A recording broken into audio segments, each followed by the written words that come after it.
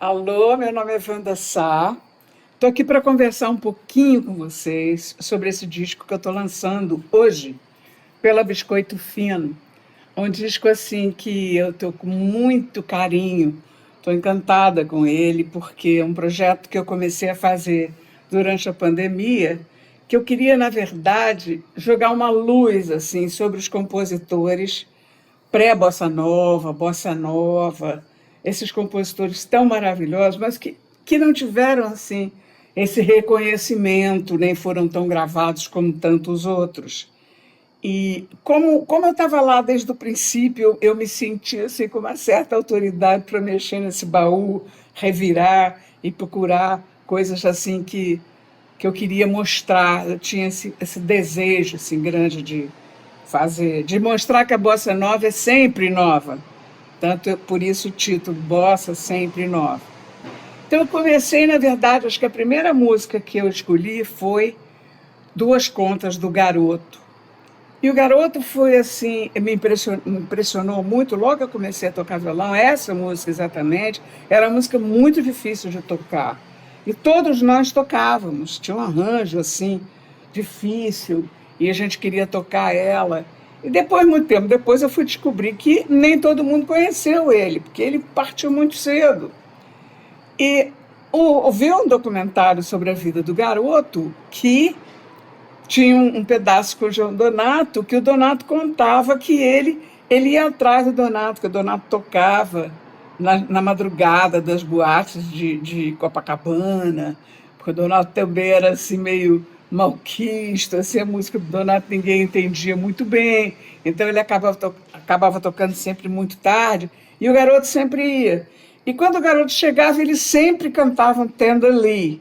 Então, por isso, então essas duas músicas, Duas Contas e Tender Lee, as duas por causa do Garoto. Garoto e João Donato.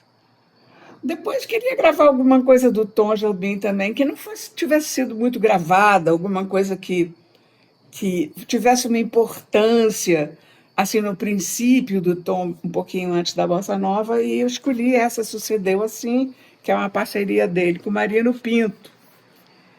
E também escolhi Eu Sei Que Vou Te Amar, que é uma parceria dele com o Vinícius. Então, as duas estão aí por causa do Tom em duas fases diferentes, né? Uma pré-bossa nova e uma já bossa nova. Não sei, eu falo pré-bossa nova, mas acho que tudo mais ou menos a mesma coisa, mais ou menos a mesma época. Então, Garoto, o Tom, e depois tem, eu queria muito cantar muitas coisas do Oscar Castronés. Oscar foi um amigo que eu tive, assim, ele vivia na academia de violão do Menescal, ele chegava assim à noite, a academia era um negócio, porque nós dávamos aula durante o dia, e à noite as pessoas iam aparecendo para a gente tocar, para a gente cantar, né? Nessa época todo mundo tocava violão, todo mundo cantava, e ele gostava muito de fazer vocais, e ele era um compositor assim, muito especial. Ele acabou casando com a Regina Werneck e foi para os Estados Unidos com o quarteto em si, e lá por lá ele ficou, e acabou partindo de lá mesmo. Fez arranjos para um disco do João Gilberto.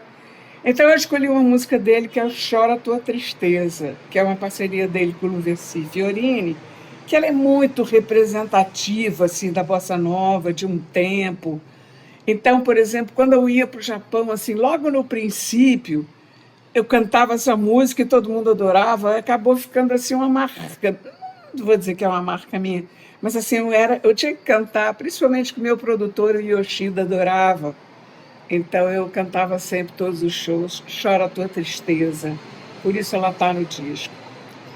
Depois, deixa eu pensar, se tem Sérgio Ricardo. Sérgio Ricardo também ele ficou assim, ele ficou mal visto, só por causa daquele troço, daquele violão que ele jogou no público, mas isso não tinha a menor importância, com tudo que ele fez de maravilhoso. O Sérgio Ricardo, ele era muitas coisas. Ele era cineasta, fazia música, fazia letra, e era um cara ativista, que morava ali no Vidigal, e gostava de cuidar das pessoas.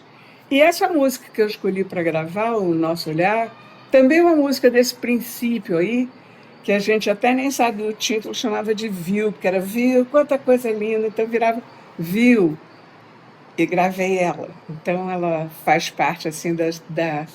Na verdade, tudo isso é a minha memória afetiva musical. Então, por isso mesmo, eu tenho assim um prazer enorme nesse. Quando eu mostrei esse projeto para o Nelsinho Faria, ele se envolveu completamente, ele ficou apaixonado por tudo, pelas histórias, por tudo. E a gente foi fazendo assim levadas diferentes nas músicas para trazê-las um pouco mais para perto, não para modernizar aquelas, elas não é essa a intenção, mas para ficar uma coisa mais atual, né? Então a gente gravou também uma música, peraí, deixa eu ver se está aqui, em homenagem a Maísa.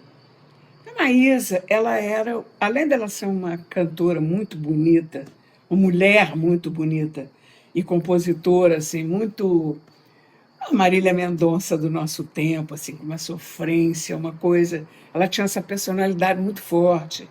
Eu cheguei perto dela, a gente teve assim um convívio e eu queria cantar alguma coisa dela, assim, que me marcou. Então eu escolhi gravar o Ouça. E a gente fez um arranjo, assim, que era essa ideia que eu tinha do Ouça, que fosse um Ouça em blues.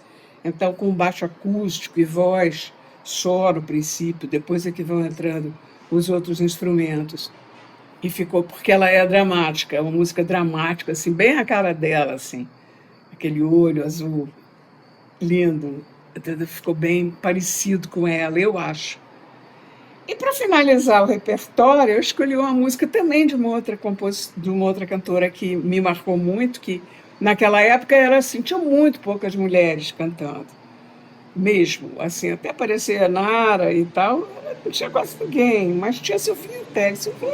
Silvinha era linda demais cantando e ela estava sempre envolvida em todos os shows de bossa nova que eu fui, Silvinha estava. E ela tinha um programa de televisão, acho que era TV Tupi, não tenho muita certeza, porque isso tem muito tempo atrás, que ela fazia com o Candinho, marido dela, os dois pais da Claudinha Telles.